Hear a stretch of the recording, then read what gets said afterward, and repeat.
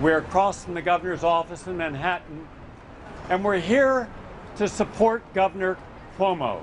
We're here to say we're on your side. We're here because we know that you're against Indian Point. This is not a political issue. This is a public health issue.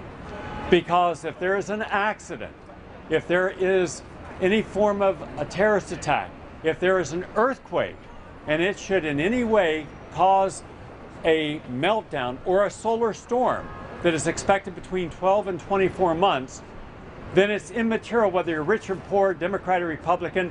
If the power goes out at Indian Point, nuclear radiation is going to come into this area, and New York City and 20 million people living in this area's lives would be put at risk. And no one doubts that. Simply look at Fukushima. No one believed that Fukushima could happen, and then it happened. No one believed that there could be a 5.8 earthquake in the Upper East part of the United States, and then it happened in the same week as not even a Category 1 hurricane, only a tropical storm. And look at the damage done in Vermont, New Jersey, Lower Manhattan, and on Long Island. We're here because we are joining together both anti-hydrofracking and anti-nuclear to have one voice.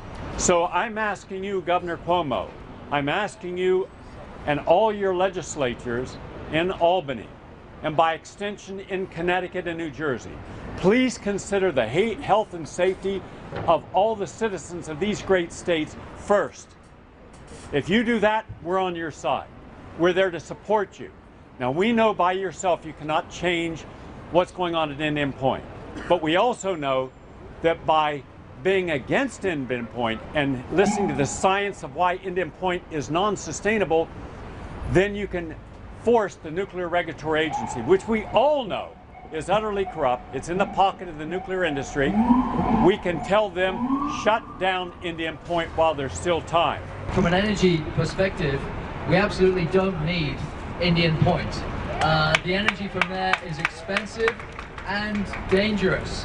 It's totally unnecessary. If we can look, what we really need to do is look towards real alternatives such as wind and solar power and energy conservation. If Germany can, the fourth largest economy in the world, can do without nuclear power, then so can the United States.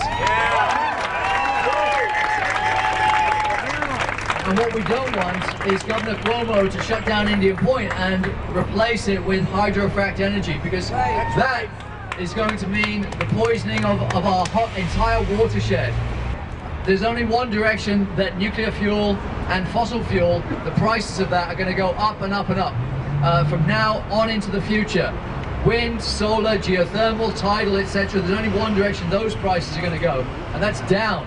And we don't end up with tens of thousands of years of radioactive waste that we don't know anything. There's no plan anywhere in the world for what we're going to do with that waste. And so, the time to shut down Indian Point is now, before it gets relicensed, and to come up with a coherent energy plan for New York City and New York State that does not involve hydrofracking or its replacement with coal plants or anything else. We've been complacent. We've been lulled into a sense of complacency that nuclear power is safe, that it's the solution to climate change. Fukushima woke us up. It's waking up a whole new generation of college students and young activists, waking them up and saying, shut it down, replace it with clean, reliable, safe energy. It is too unsafe. We have 20 million people living and working within a 50-mile radius of Indian Point. That includes most of New York City, Westchester County, includes parts of New Jersey, parts of Connecticut, the lower Hudson Valley. We need to shut it down. We need to send a strong message to Governor Cuomo. In 1979, Robert Ryan, the director of state offices, state programs, the guy in charge of all the emergency planning for the 104 nuclear reactors in this country, testified in public and said that Indian Point is one of the most inappropriate sites in existence for a nuclear plant. He also said in another hearing, I think it is insane, and this is a quote, I think it is insane to have a 3-unit reactor on the banks of the Hudson, 20 miles from the Bronx and 35 miles from Midtown Manhattan. All these years later, it's no more appropriate than it was back when the guy in charge of emergency planning said it was the most inappropriate place in existence. That's why we're here. Because I go to every NRC annual review of Indian Point. And at one time, I got up and asked the regional director, his name was Hub Miller, can you guarantee that there will not be a radiation release at Indian Point? And his answer to me, in no uncertain terms, and again, this is a quote because it rings in my ear since that day, he said, no one can ever guarantee that there will not be a radiation release event from any nuclear plant. Anytime a regulatory standard cannot be met by the operator of a nuclear plant, the NRC changes the standards. A perfect example is that they have just, within the past couple of years, taken fire insulation wrap that was supposed to last for an hour. It surrounds critical cables in the safety system. They found out that it couldn't last an hour. So they didn't force the operator to retrofit. What they did is they changed the standard so that this fire protection in critical safety cables only has to last 24 minutes. It's just nonsensical. The technocrats who support Indian Point and the nuclear industry look at probabilities. The probabilities are very low that a plant will have a major disaster. But when that disaster happens, and we've seen it many times, and you guys probably don't even know about some of the close calls. The same guy who oversaw the reduction of the fire standard in Indian Point made a bad judgment at the Davis-Besse plant outside of Toledo, Ohio. When the plant did shut down, they found that there had been corrosion eating through the dome of the reactor to within 1/4 of an inch of breach of containment.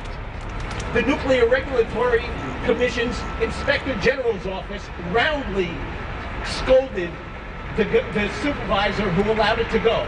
Where did he go? He came to Indian Point. He didn't get fired. He wasn't thrown out of his job, even though the Inspector General's office said that the NRC was putting more weight on operator profits than public health and safety. We cannot rely on the regulators. They're nothing more than enablers of the industry. It has to come from us. There's more spent fuel at Indian Point than there is in all of the reactors at Fukushima. And it is so deadly. It has no place to go. Our local governments, our city governments need a plan. They need a plan for clean and green energy. And it's happening right here with building codes in New York City.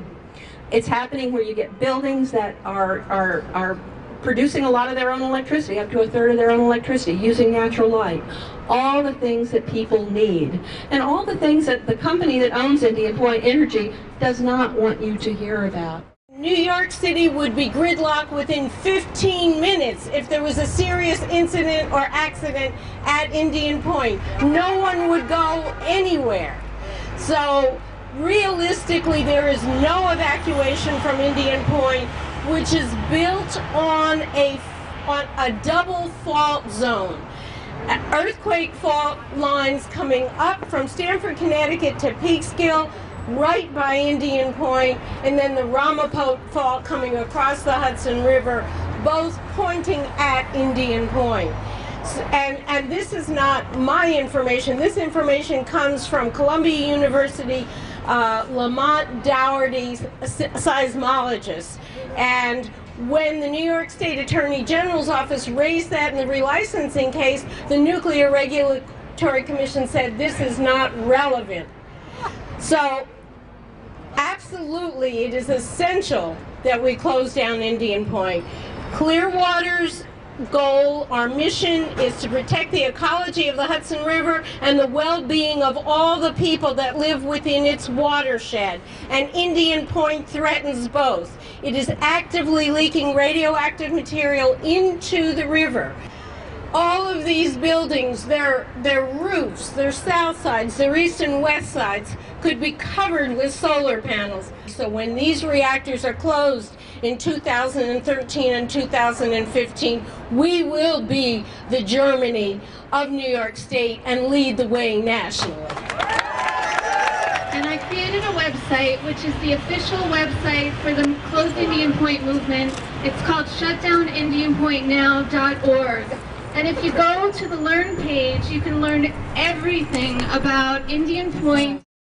We need to debunk the myth that nuclear power is clean and green. It is none of those things.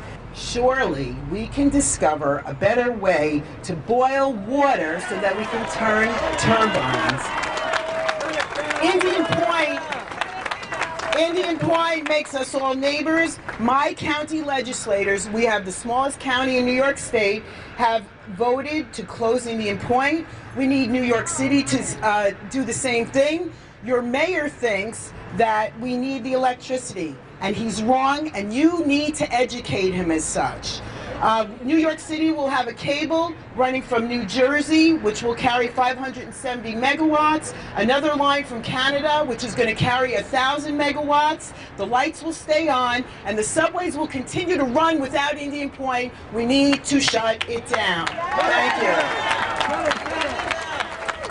What are we going to do?